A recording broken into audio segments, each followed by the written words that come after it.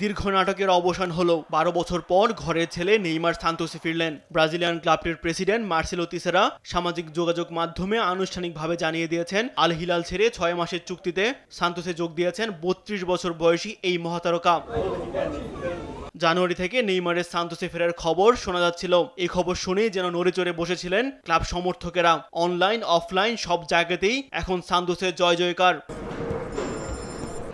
সান্তোসের president Marcelo তিসেরা যখন নিশ্চিত করেছেন সৌদি আরবের ক্লাব আল হিলালের সঙ্গে চুক্তি বাতিল করে শৈশবের ক্লাব সান্তোসে ফিরেছেন নেইমার, তারপর যেন আরও বেশি হুমড়ি খেয়ে পড়েছে সান্তোসের ওপর, বিশেষ করে নেটিজেনরা। এই অল্প কদিনেই সামাজিক যোগাযোগ মাধ্যমে 10 লাখ অনুসারী বেড়েছে সান্তোসের, যেটা পুরো 2024 সালেও হয়নি। গত বছর 8,55,000 নতুন অনুসারী পেয়েছে সান্তোস।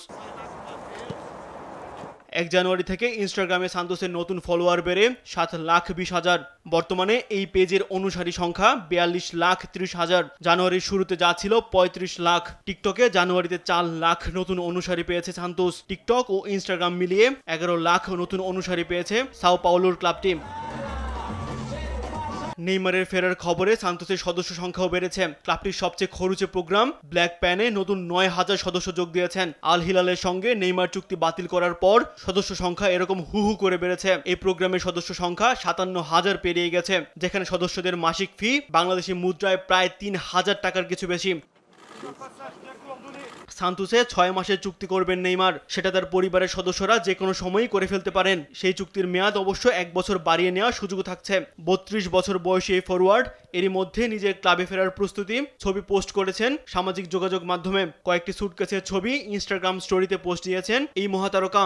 লিখেছেন, সুটকেস গোছানো সত্যিই খুব কঠিন কাজ, তর সইছে না।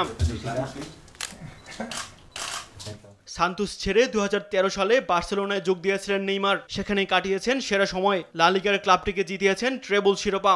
লিওনেল মেসি ও সুয়ারেজকে সঙ্গে নিয়ে উপহার দিয়েছেন ফুটবল ইতিহাসের অন্যতম সেরা আক্রমণত্রয়ী। তাসবিহ শরণ, স্পোর্টস ডেস্ক, দেশ টিভি।